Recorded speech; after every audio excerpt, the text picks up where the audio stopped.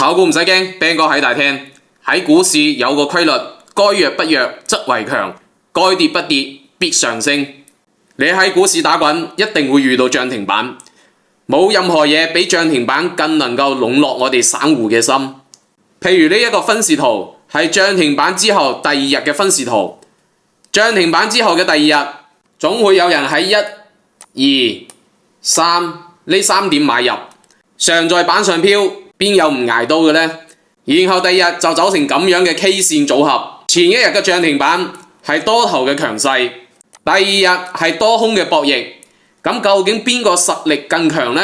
呢一條 K 線係空頭嘅壓制。如果股價要進入上升嘅軌道，就必須要突破空頭嘅防線。前面呢個漲停板係多頭嘅防線，支撐住多頭。如果呢場係決定股價後面走勢嘅關鍵一戰，咁就需要加一個倍量。量越大，多空之間嘅對抗就越激烈，越激烈就越能夠走出大方向。就好似呢一隻股票一樣，同樣走出我哋所講嘅 K 線組合走勢形態。然後可以睇到啊，後面呢2日係超預期嘅止跌，該弱不弱則為強，該跌不跌必上升。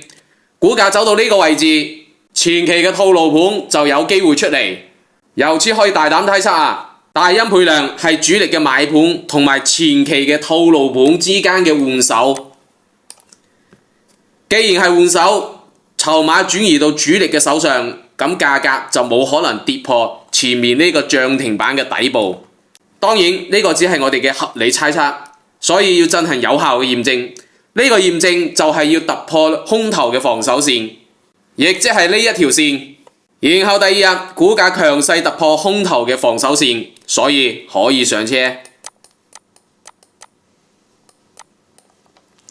後面股價符合預期，持續上升。所以總結起身啊，倍量陰戰法嘅5大原則就係： 1. 要有漲停板， 2. 要出現假陰線， 3. 要出倍量， 4. 要守住漲停板嘅底部， 5. 要突破空頭防線。